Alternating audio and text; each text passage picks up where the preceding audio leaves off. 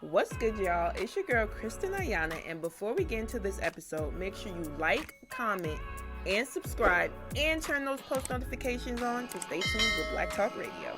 Welcome to Black Talk Radio, hosted by Kristen Ayana. Listen as we discuss the latest in Black culture, Black news, and Black entertainment. What's good, y'all? It's your girl, Kristen Ayana, and welcome back to Black Talk Radio, where we discuss the latest in Black culture, news, and entertainment. Now, I am very excited because I have a special guest, the original hot gal. Who do I have here with me today? Thank you, Timberly. How are you doing? I'm good. I'm good. How are you? I'm good. I'm so excited to chat with you. I'm so grateful that you're here. I hear this is your first interview in how long? 15 years. 15 years. I feel so honored right now. Thank you so much for coming by. Of course. Thank you for having me. Your space is beautiful. Thank you. You're welcome.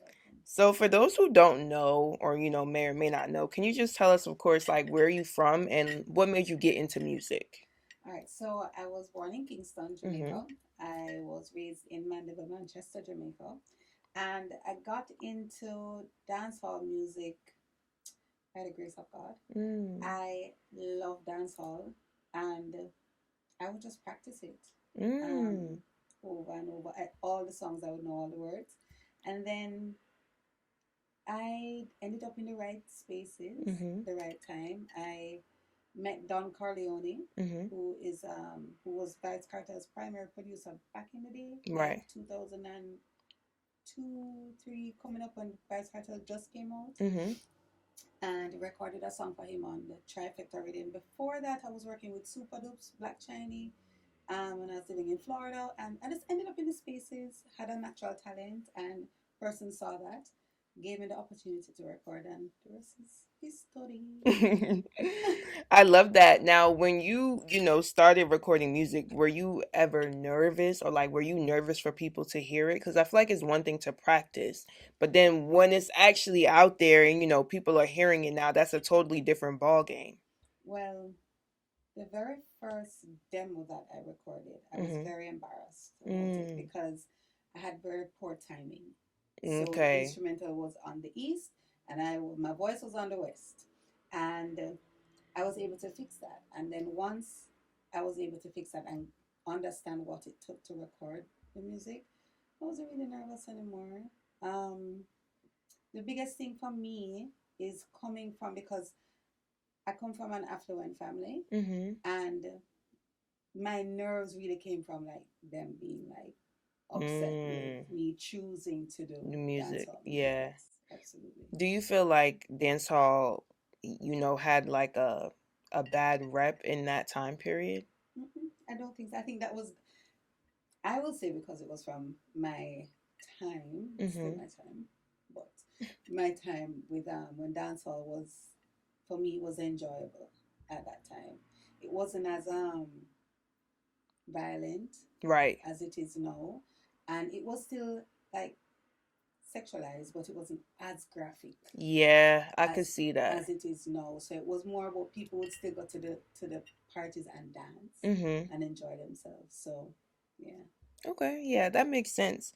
Now, just as far as growing up in Jamaica and Manchester, how do you feel like that has impacted you as an artist and overall like women today?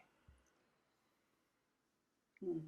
Um, I did high school. I went up to high school in Jamaica, and then I went away to university. Okay. So from my older teenage years, from my pre-university years, so from about like 18 onwards, I was living overseas. Oh, okay. Did you So experience like a culture shock or not really? not really. I moved to Montreal first, in Quebec, in Canada, and well, maybe we did get like a culture shock there because the weather, it Yeah, was very cold, right. but the people were very kind.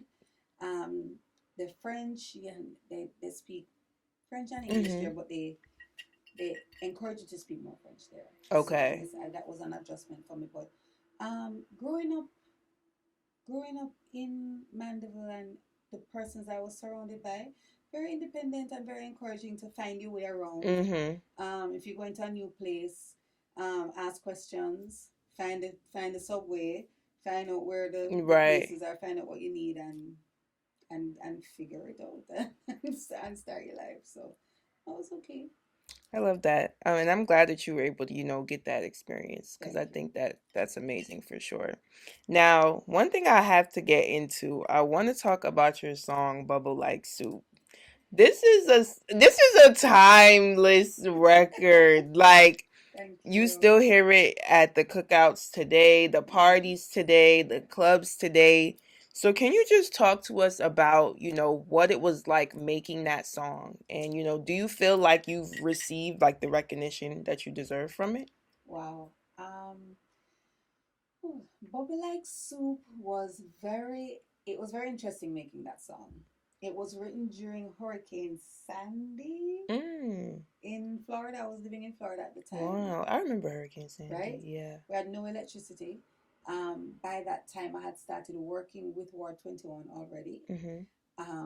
And we were all like in lockdown, not lockdown, but we were inside. Yeah, like, we're inside, yeah. and where I was living in Florida, Conley and Suku from Ward 21, they were staying in walking distance. So because nobody had electricity, everybody was trying to find each other and Right. coming together to cook all the food before it spoiled, and all these things. And in that experience, Bubble Like Soup was written. Maybe a year later, it was recorded. Oh, wow. Yeah. And then a year later, it was released. Mm. So, yeah, it was just out of the blue. Conley from War 21 sent it to me. He says, "Hey, remember this? That we recorded." And I said, "Okay." And he sent it, and because we recorded it in the kitchen in the same Florida apartment. Oh, wow. So I had done a demo for it, sent it to Conley. He didn't really like it. He's like, "Tim's, don't worry about it. I'm going to fly to Florida. We can sort it out." He came, we drove all the way, like maybe 2.5 hours down to Super Dubs from Black China to get his equipment, to come back, to set it up on the kitchen counter, to record the song. We plug out the fridge, we plug out the microwave, we lock up the window, we put the towel under the door because we don't want any sound. Right. And recorded it. Originally, it was supposed to be one tone, and I said, while we were recording it, I said to Conley, can I drop my tone right here? So he said, Black Carol, that's why I'm multi-link to Shabby. He said, yeah, Tim, of course, try it. And I tried it, recorded it, and he went back to Jamaica. I went on with my life. And then one day I got an email that he said, yo, I mixed that song. And I'm like, okay, wicked. And I listened to it. I was like, yo, this is sick. And then it came out. It did what it did organically. And a lot of persons don't have a face to go with the song. The majority of persons who know Bubble Like Soup, they know the song and they don't know who sings it. Right. So I will say that locally in Jamaica, I would say that I did get the recognition because Jamaica is small. Right. But worldwide, there was some recognition, but not to the capacity that the song and Timberly as an artist has. Yeah. Yeah. No, that makes sense for sure. And I think we see a lot of that even still like in the era of social media because of like TikTok. Explain what you mean. So like you'll have a lot of artists that have songs that are viral on TikTok.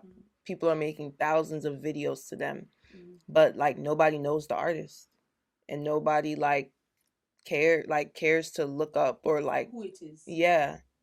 It's a very like interesting concept to me, because for someone like me, once I like something, I look it up, but I search for it, right? Yeah, but I don't know if that is just like the journalist in me. You get what I'm saying? It might be because you went to school for journalism. So it's like I care. Well, I know this because we were talking.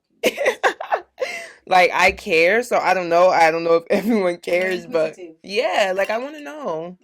I think most people nowadays, I think with how short, I want to say like how attention span. Yes. Yeah. The attention span is so short now that people probably don't care as much as you probably do. Yeah, and I also think too it depends on like the type of music listener that you are. There's some people that just listen to music to listen, but there's like people that really love music that and some people really really love care. the artist as well. Yeah. Yeah, yeah, So yeah. I definitely feel you on that.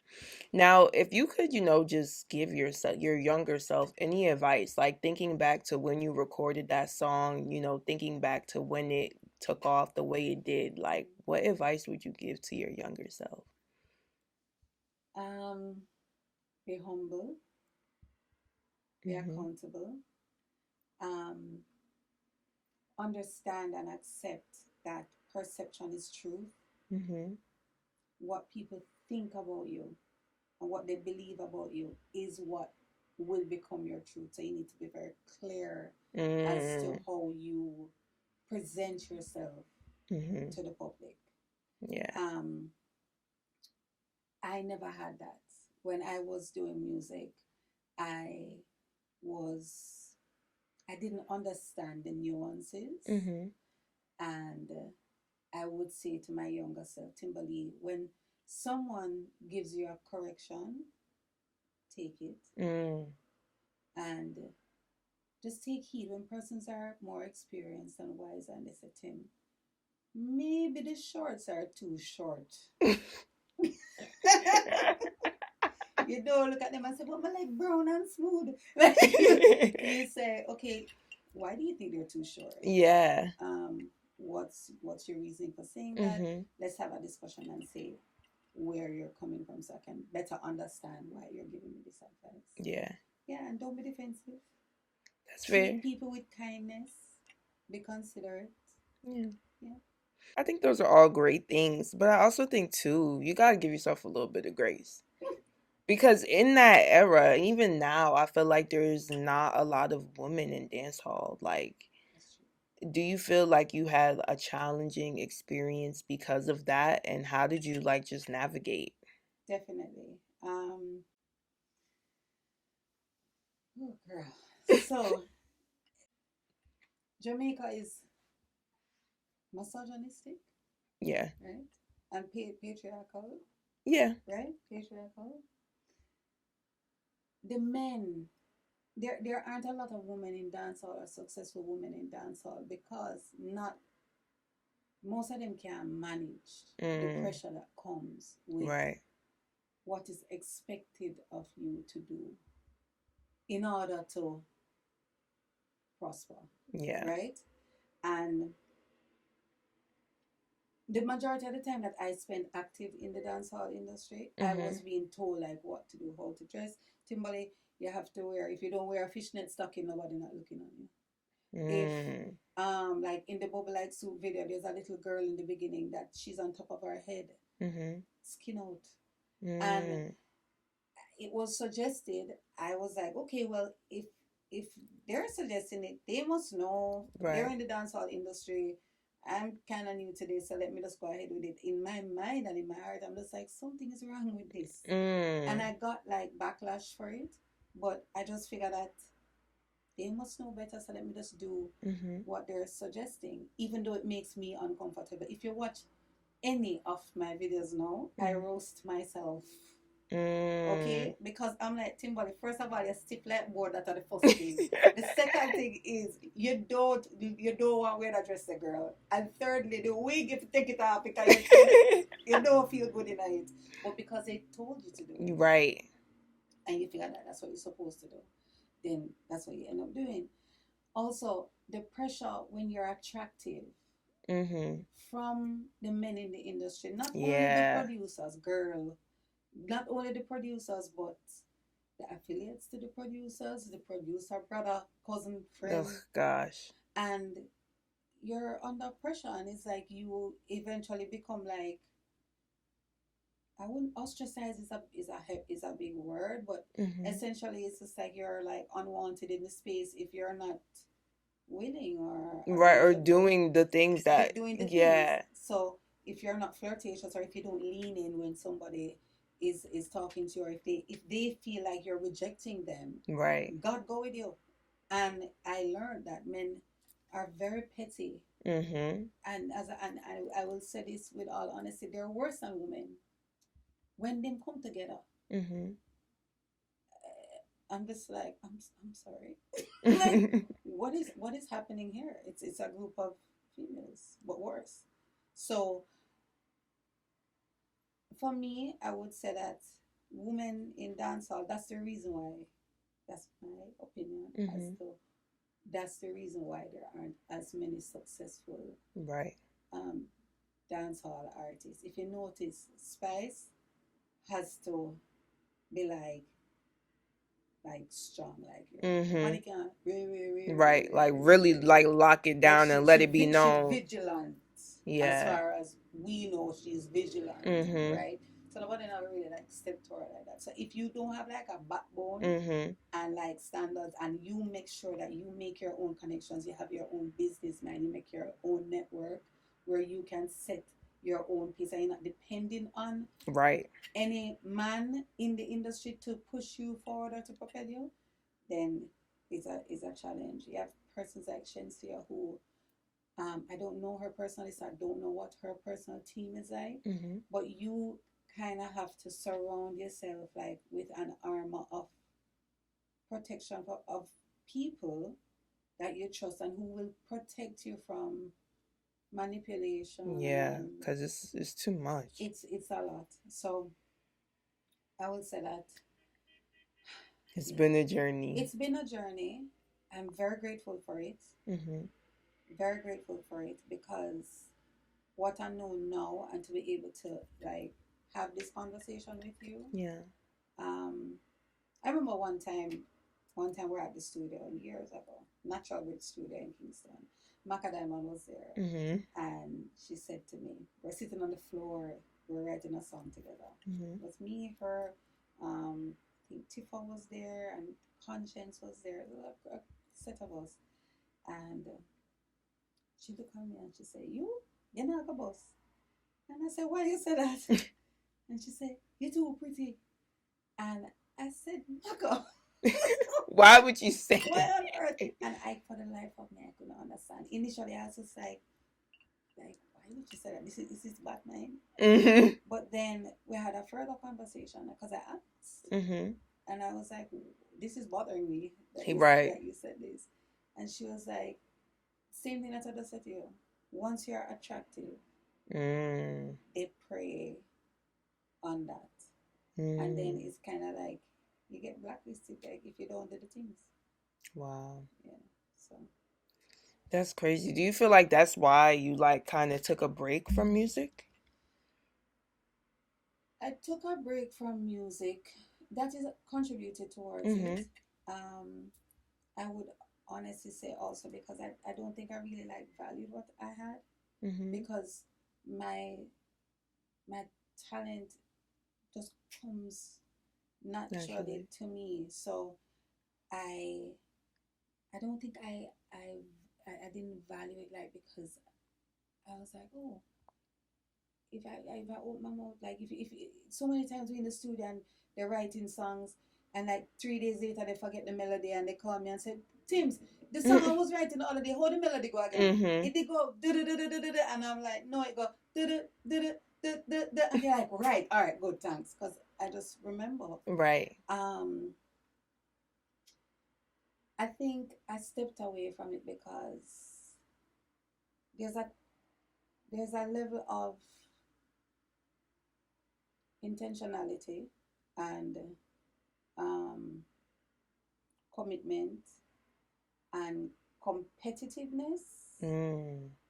that you have to have to get to a certain level, and structure. At that time in my career, I didn't have any of those things. Right. And I'm being very honest. It is Yeah. very vulnerable of me to, because I'm telling you the honest about truth. Like Mm-hmm. I was just like, okay, and it was just I just felt very alone. I felt Yeah. very alone. Um, and also because I was young, I was very immature. I didn't understand when persons are trying to guide me. Mm-hmm. Mr. Vegas, God bless him, he came and he says, "Timber, you have something so special. You need to go to voice training. You need to, even though you don't have any opportunities right now, you need to prepare from a spiritual point of view. You don't have the opportunity now, but still go to the gym, still do your vocal training, still so that when the opportunity comes, you put it out into the universe, that you are prepared, that you are ready. And for me at the time, I was just like, okay, I'll do those things, but just distracted with the lifestyle, distracted with the traveling, distracted with the relationships, distracted with the mix up, distracted with everything else that's going on, and it turned more into that than work. Yeah, I think the entertainment industry overall can be like very distracting. It can be for persons who lack focus. Yeah. And what I will say to the listeners here is that you must have a clear vision of yourself. If you do not have a clear vision of yourself, you will get lost in the noise. And that is what I experienced 100%. Anytime I've had a clear vision of anything, it manifests immediately. So I know I'm 100%. Like I, side note, I have a family home in Jamaica. It never had, there was an electric gate, it broke down and it was removed. I wanted to put back the gate. My mother was living there before she passed, God rest her soul. I wanted to put back the gate. Did not have the funds at the time to put the gate there, the gate that I wanted. And do you know that for like a month, every time I would pull up to the house, I would stop and pretend to press the remote. I would stop because in my mind I said, there is a gate here. When I turn in here, there is a gate, and I must wait for it to open because if it doesn't open, I'm gonna crash. There is a gate. And when the welder came and I designed that gate and I put it up, and when I saw it going up, I said, Timberlake, this is how things you work things into your life. It takes work, but you must have a clear vision. I was clear about the curves on the gate, the board on the gate. You knew what you wanted. Exactly. So in life, you have to have that. Yeah. Yeah. I think that's great advice, and I think anyone could take from that, no matter like what they're doing, what industry. So thank you so much for sharing that.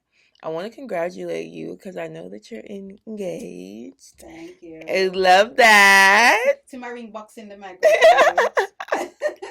So can you just, talk to us about, what it's been like sharing, parts of your relationship online on social media, and of course, like being a queer artist in the dancehall space? Well, for me, because I've always been this way. It doesn't really matter. Well, I just said that perception.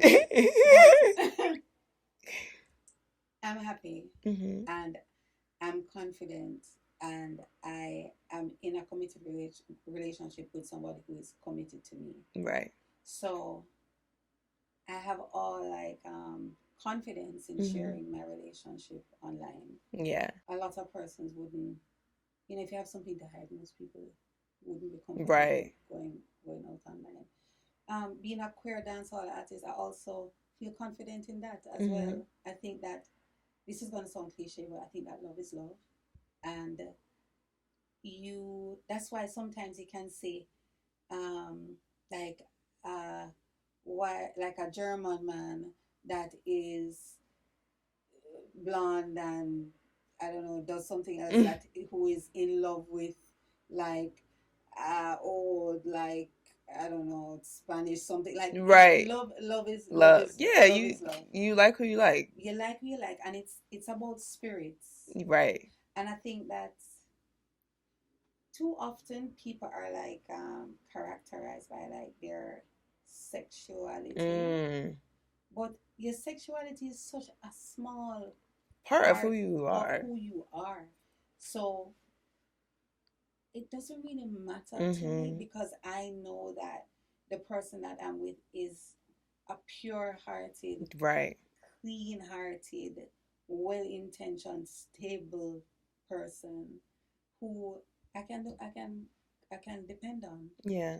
So I don't care. Yeah. I mean, and like I was even saying off camera too, it's like, I think for me, I've always been that type of person where that's like, I agree, like love is love, but also I never really cared what other people did in their love life. It doesn't matter. It's reminds me of when I was, because I have two sons, right? When I was christening Lucas, we went to the Anglican church because I was christened in the Anglican church, and I'm not really a religious person, I'm spiritual. So said that you have to christen the child, no problem. Went there, and the reverend said to me that the godparent must be Anglican. And I said, I'm sorry, what? He said they must be. I said, so because the godparent that I had chosen was Catholic. And he said no. But how would they really know? Not even that. I said, first of all, how would they know? They're not gonna know. No. But I said it. I was like, so you're telling me that as long as they're Anglican, if they don't have this child's best interest at heart, if something happens to me, and my child has to go to this Anglican person who is going to abuse and beat them, and right. So it's because they're Anglican they can be the godparents? Yeah, it doesn't make sense. Absolutely not. I think that the same principle goes with gender. What's the difference? The person is a person. How did they treat you? How did they make you feel? How did they show up for you when you're in the trenches? Like I'm in the trenches right now, battling for my children. Right. Are they going to be there with you when you come down to nothing? Yeah. Is it only like when you have makeup on that they like you? Exactly. Like when. So for me, those are the most important things. It don't really matter if a man, woman, dog, child. No. Yeah. So, yeah. Well, thank you so much for sharing that, because I think that's so important, and we need more of that, in my opinion. What do you tell me more about your opinion? Like, what do you think about it? Like queer relationships? Yeah, and like the fact that anybody can love. Oh, I don't care. I never, and I feel like because of how I was raised, I was never raised with that's bad. Right. So I don't know any different, if that makes sense. Like my parents always taught me if you want to date a woman, cool. If you want to date a man, cool. Like as long as you're happy, that's fine. Yeah. And that's how I viewed it with respect. Right. And that's how I viewed it for other people as well. It wasn't really until I got, I want to say maybe high school, I started realizing that, okay, not everyone in the world is accepting of this. Right. But for me, it's I don't think it should be a thing. I agree. Honestly. And contrary to, I don't even know if it's contrary to popular belief, quite frankly, but Jamaica has a huge queer community. Yeah. Huge queer community. And I think it's because persons are realizing that what humans have to contribute to the world and to the culture has nothing to do, or very little to do, with their sexuality. I agree. It's about their intellect and their ethic and their morals and their integrity and all of those things. It has absolutely nothing to do with your gender. Yeah, definitely. Okay, so I know you're a mom, and I just want to know, as far as being a mom, and then of course being someone in the dancehall scene, how has that experience been like? Well, my children bring me to a different place of accountability. And being in the dancehall scene, the biggest challenge that I have right now is just the embarrassment of my lyrics. I'm preparing to the shows now. Yeah. I'm not recording any new music right now, so I'm actually revitalizing the songs that I've had before. Right. And so many of them, I'm just like, Lord Jesus, I just have to edit. Because my son is on Google all day. He's like, Mom, I found this and I found that. And really? Yes. How old is he? 10. And 10 is such an interesting age. When the boys share him screen with me, I'm nervous. Because me say, Lucas, delete. Mom, why did you say this on this part? Mr. Lucas, please. So for me, that's the biggest challenge, and then it even sent me down into a deeper thinking too, because essentially, when you listen to the music, it's like prostitution promotion. When you really think about it, because it's what can I say on this show? Anything? Yeah, free. From it said like your whole good. It's like everything is about title. Right. Me have the best whole. Right. It's like promoting that. Your man no want you because your whole no good and my whole better. It's like women in Jamaica are groomed to believe that is all they have. Mm-hmm. When I was pregnant with my son, one thing that stood out to me is they weighed him, they measured him and estimated his weight at 10 pounds, right? And I opted for a C-section, not an emergency C-section, like a selective. Oh my gosh, what? I tell the doctor, say, I'm not going to mash up my future and my kids. And when I think back on it, I'm just like, the mentality that right. we have is like, I am saying, this is my prime possession. Mm-hmm. I cannot afford for it to be ruined. It's all I have. That's deep though. So I was willing to get cut open, selective, like to choose that, versus having like a natural birth, which shows you like the mindset of like this is what I like. I have my face and I have my crutches. We can cook, we can clean. I am an intelligent person. I went to university. I have university experience. I have work experience. I have all of those glorious things. But when you think about it, when you listen to the music, bad in a bed, a summitan, sick in a head when me dive on, like these are the songs that we're singing. And right. For me to be like, music is hypnotizing, right? Yeah. Because you can know that because if you wake up and listen to handpan in the morning and you're floating through the day, you just like, I feel so zen. But then if you listen to like Big Up Massacre Genocide, like if you listen to like Massacre or Skeng or right. any of these other artists that are like more like Tommy Lee or the dark, like the trap, the trap become dancehall, like more aggressive in your nature. Right. So music affects you psychologically. So for me to know that this is what I have been like pouring into the minds of the people, like I embrace it. I'm accountable. I love like my talent, but now as a woman and a mother, I look at it differently.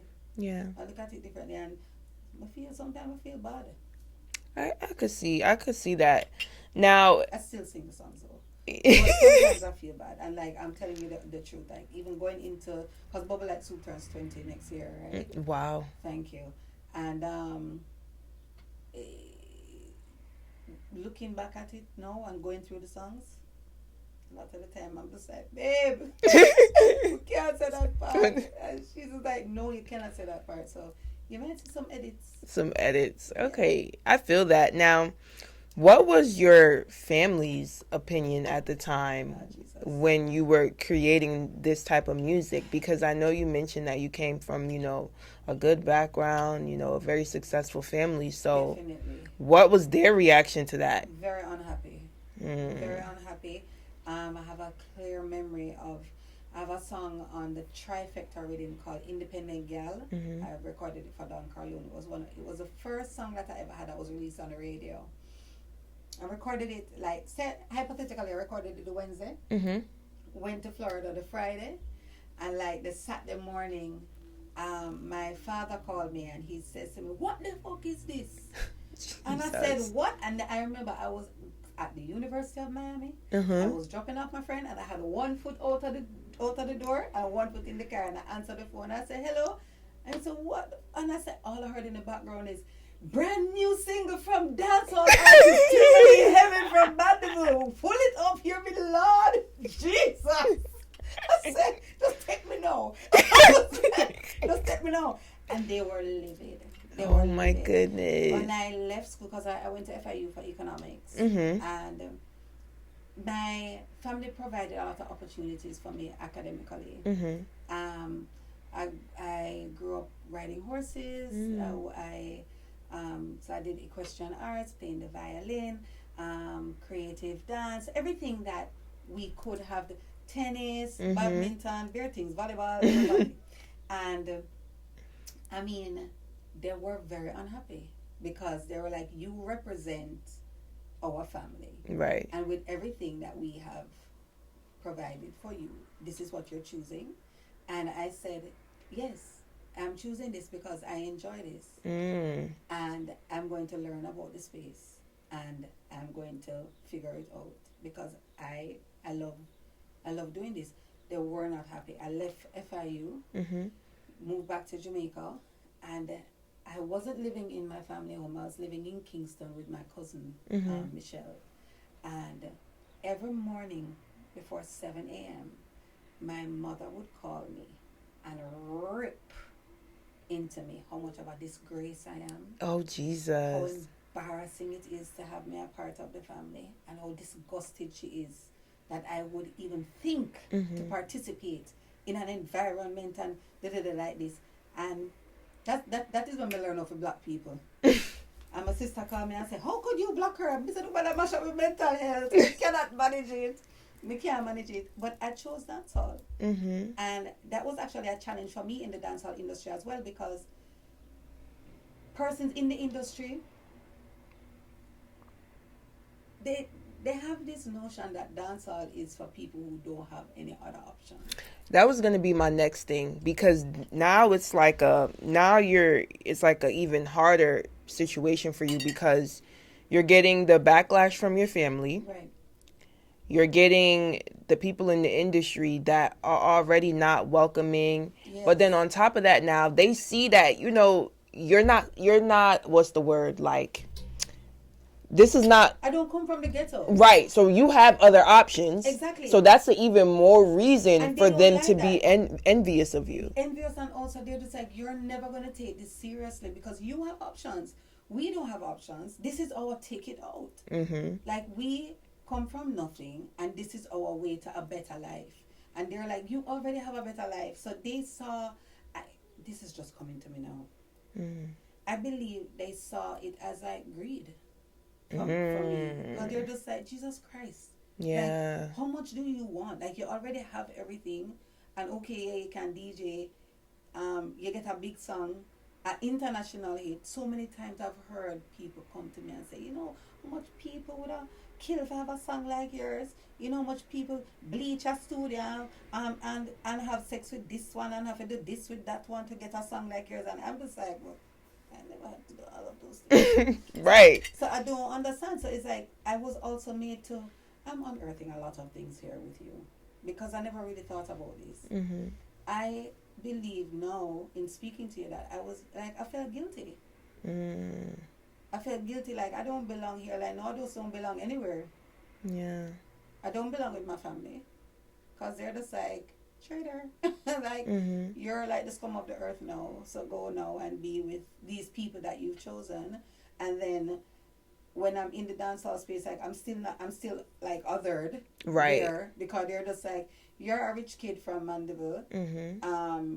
Your family have gas station and this, that, like, you... we don't, like, yeah, you can DJ, but we don't really rate your life. Right. And I think that honestly is part of the reason why I'm just like, you know what? Since I don't have it anywhere, let me just go away forever. Yeah. How do you feel now that you're like, back out? I feel like emotional. Go ahead. Maybe, sometimes you just need to get that out, though. I never had this conversation before with, like, what I just said to you. I don't think I've ever, like, verbalized it. Maybe I felt it, but I don't think I've ever verbalized that. You know what it is, too? Sometimes with life, I feel like when you just have to keep, as women, black women, when you have to just keep going through the motions of life, sometimes we don't really get to sit and process, or even some things that happen to us, that happen so, like, long ago, putting in some quotations, that, like, we just bury it kind of in the back of our brain. Because when Luke, my oldest son's father is a producer, and for his own privacy, I'm just going to keep his name private. But when we decided to commit to each other in a relationship, because my son Lucas, we planned for him, right? So I said, we're going to have this baby, so and so and so.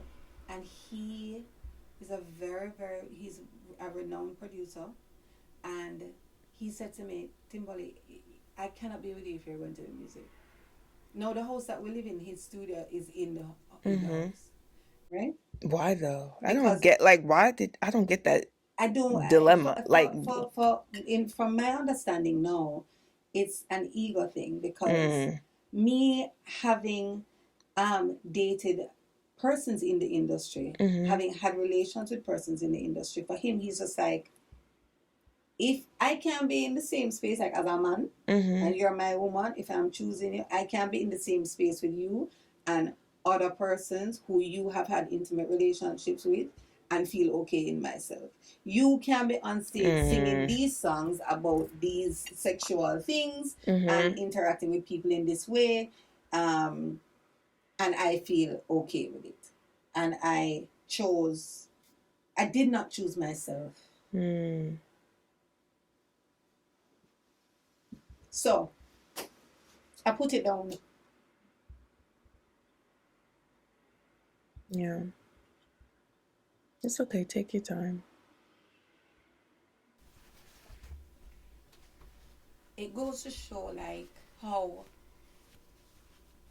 the same thing that we're talking about before, like what women are expected to do, like misogyny and all of those things. It's like, okay, I live here, we're already in this relationship, we decided to have this baby. This is my chance at stability. I'm not going like fuck it up because I'm going to choose like to the music, like Timberly, you have like a real like opportunity here, and I stopped doing it. And it was crazy because I would like co-produce in the studio with other people. So like other artists would come and they would like try to write and like have issues, and I'd be like, oh, and like work on arrangement and all the other things like behind the scene. And I think like I'm just like, I don't belong like behind here. But because like I felt like I needed a man and I needed the relationship to like stabilize my own life.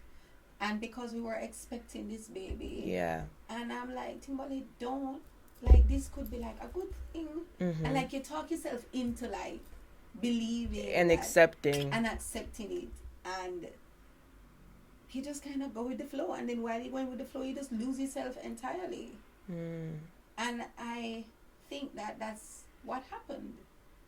I think that that's what happened. And then my son was born, Lucas was born, and I just went into being a mother, and then moved back to Jamaica, and went back to Jamaica, realized that my mom was unwell, and decided to stay there, and I just never left.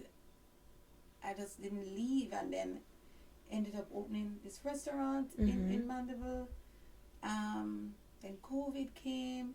Then I ended up working at my family business, and it's like things just keep going on and on and on. And then I just realized that I'm just surrounded by men who are just controlling my life. And then everything just ties in. It's like my father is controlling my life. He's controlling my income. Before that, I was with Lucas's dad, and it's the same thing. Like he was like, Timberly, you don't have to work.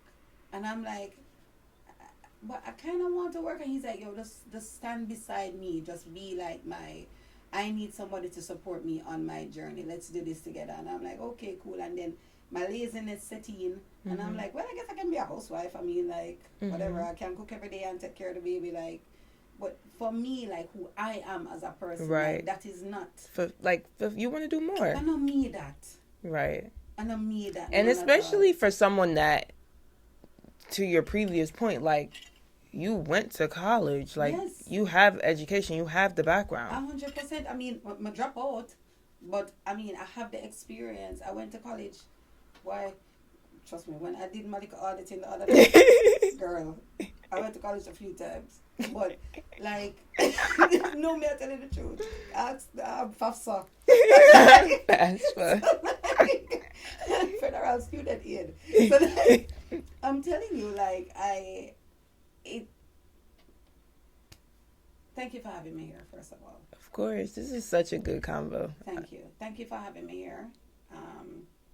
I'm very grateful for your space. I'm very grateful for your energy. Thank you. I definitely feel like this is a safe space, and I appreciate you for that very much. Um, I stopped choosing myself a long time ago. A long time ago. And the way that I was raised and the way that I saw my mother function in our household, she don't choose herself. When my mother was passing, I told her she's just holding on. The lady had pancreatic cancer for 2 years. Wow. And when she was passing, I said to her, Mommy, go. My whole life I've seen her shut herself down, choose her husband, choose what is best for him, even when him fuck her up and leave her for broke and dead. She still praise him when people come around, and I'm like, I could shake you. Yeah. And it's crazy because when the things I'm frustrated about in her, I look back in like introspection and see that I did the exact same thing in my relationships. I wasn't happy. I didn't have the backbone or the confidence to say, no, if I don't want, if I can't do music, I'm not going to choose this relationship. Right. And I don't care if the baby is growing inside of my belly. Yeah. I didn't feel like I had that option. And I think that a lot of women just, I don't even know if I'm answering any question, but no, like, go ahead. a lot of women just feel like they're not an option. Right. Like they can't do it themselves. And you can still do things yourself and still be soft. Yeah, of course. I feel like so many women feel like when you do things yourself, they have to be hyper independent and they don't need nobody. And I think it's a balance. 100%. And you know what I saw growing up is kind of crazy. It's kind of crazy. When my parents got divorced, when I moved back to Jamaica with Lucas, when Lucas was 1, it's 2017. My home was dilapidated, and I mean, I think the property is maybe about 5 or 6,000 square feet. Okay, it might be more, and the gutter is falling off, and I said to Mommy, what is happening? I don't understand. Right. And she said, Timberly, I don't know how to fix the gutter, darling. The gutter is falling down, and I call a man, and the man said, when come, and him don't come. I said, well, Mommy, there's things that you can do. Right. And she just didn't understand because she was just so accustomed to having her husband there. So, I will say that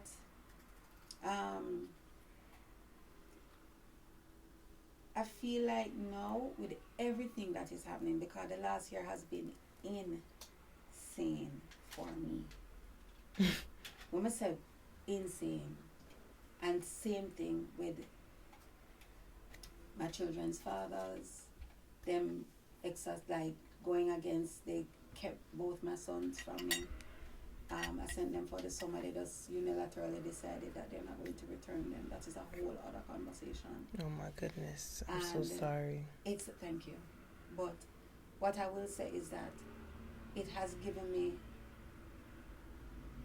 like the backbone to be like, no.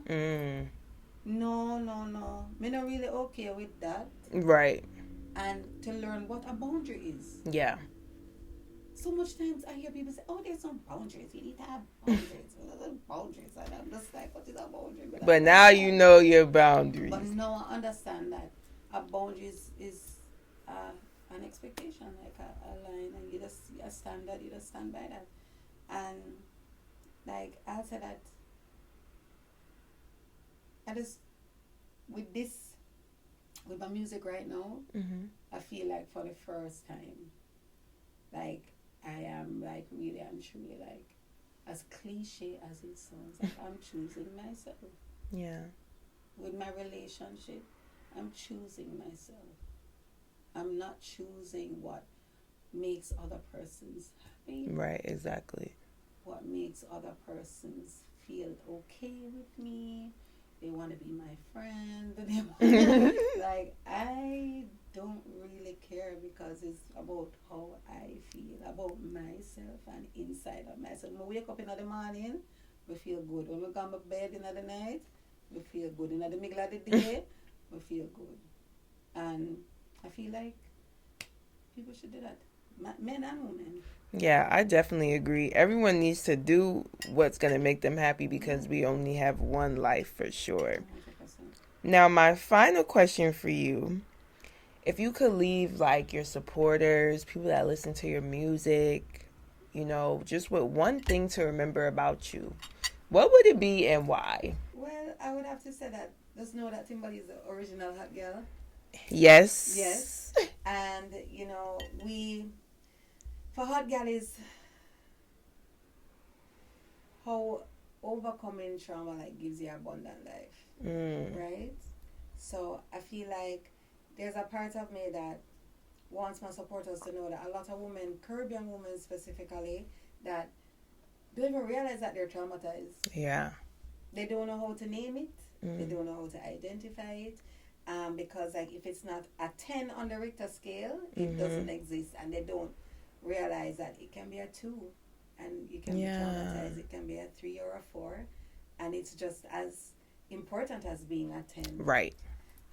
So I would want my supporters to know that we're going to like heal each other, and we're going to talk about the things, and it's not scary. People use the word trauma like, Lord, we're traumatized. Right. And like either they diminish it. Correct. Or they make it like this huge thing that's insurmountable. And that's not true. Right. And I think that if we have each other, even if it's one person, you don't have to have like, you can get through it. So just know that as a real hot girl, you're going to heal the trauma. Yeah, and you're going to have abundant life because of that. God said we're going to have life in abundance. Thank you so much for that. I received that. I just want to thank you so much for our conversation. It was truly one of my favorites, and we're wishing you nothing but the best. Thank you for having me. You're amazing, and I look forward to like everything else that you have to come. Thank you so much.